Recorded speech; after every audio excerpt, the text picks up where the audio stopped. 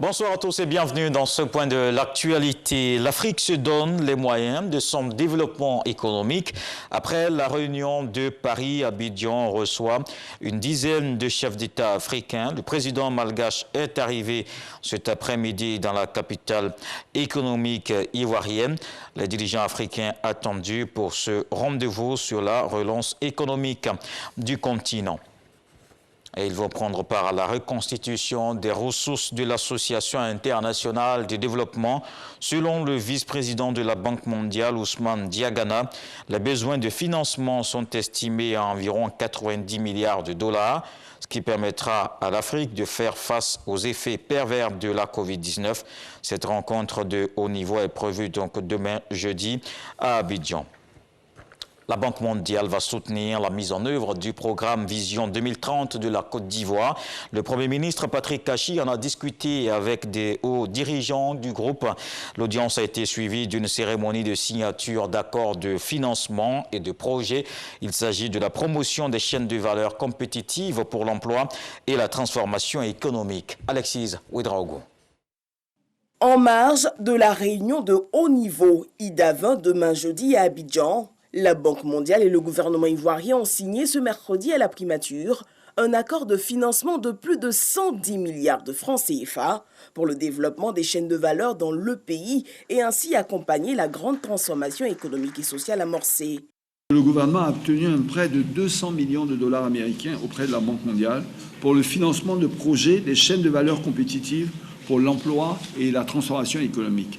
Ce projet soutiendra le thème spécial de l'IDA 19, emploi et transformation économique, notamment en augmentant la productivité par la diversification, en attirant des investisseurs privés nationaux comme internationaux, en stimulant l'intégration internationale à travers des chaînes de valeur compétitives, en facilitant le commerce et en favorisant également la mise à niveau technologique ainsi qu'un meilleur accès des entreprises ivoiriennes au financement. D'ailleurs, l'implication de la Caisse des dépôts et consignations de Côte d'Ivoire dans le projet vise également à assurer le financement à long terme, je dirais, de ce processus et de l'économie d'une façon générale. Pour le directeur des opérations de la Banque mondiale, cet appui devrait soutenir la relance suite à la crise engendrée par la Covid-19 et aider les États à poursuivre leur transformation.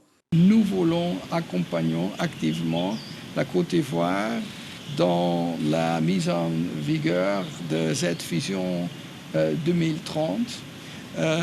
Il y a beaucoup de choses à faire, mais je crois qu'aussi la communauté internationale peut ajouter son appui et certainement la Banque mondiale est prête de faire le plus possible de vous aider dans la transformation de Côte d'Ivoire. L'IDA, Association internationale de développement, est une institution de la Banque mondiale qui aide les pays à revenus faibles pour réduire la pauvreté en accordant des prêts et des dons destinés à des programmes qui peuvent stimuler la croissance économique, réduire les inégalités et améliorer la vie des plus démunis. La réunion de haut niveau qui se tiendra jeudi réunira plusieurs chefs d'État et de gouvernement africains à Abidjan. Et la Côte d'Ivoire accueille bientôt le 27e congrès de l'Union postale universelle. Pour tenir ce pari, le pays s'active. La ministre d'État, ministre des Affaires étrangères, de l'intégration africaine et de la diaspora a reçu le corps diplomatique accrédité en Côte d'Ivoire pour une réunion préparatoire. Kandia Camara partage avec ses ambassadeurs les informations et il marque l'engagement du pays à garantir la réussite de ce grand événement. La Tabaski, c'est ce mardi 20 juillet, à moins d'une semaine de cette grande fête musulmane. Les acteurs de la filière s'activent pour ravitailler le marché en moutons. La Confédération Interbovicie entend convoyer plus de 10 000 têtes. Les différents convois en provenance du Burkina Faso et du Mali marquent une escale à Yamoussoukro, une pause pour permettre aux bêtes de récupérer avant de rejoindre les différents marchés. Dans le reste de l'actualité, c'est la fête nationale en France aujourd'hui. Le défilé militaire du 14 juillet a bien eu lieu sur la célèbre avenue parisienne des Champs-Élysées. Cette année signe donc le retour des troupes, des drapeaux et des blindés en parade, mais l'accès au spectacle a été limité. Les spectateurs devraient être munis du pass sanitaire et porter un masque. Le chef de l'État y a assisté aux côtés de son chef d'état-major des armées, le général François Lecointre, à l'heure où le virus repart à la hausse en France. Le président Emmanuel Macron a mis lundi la pression sur les non-vaccinés. Le pape François a quitté ce mercredi en fin de matinée l'hôpital de Rome.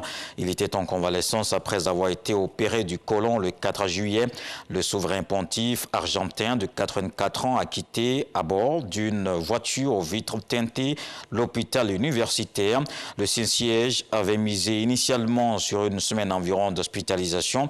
Il avait diffusé des photos du pape se promenant à pied dans une section de l'hôpital. L'actualité se poursuit avec les infos régionales. Je vous retrouve à 20h pour la grande édition.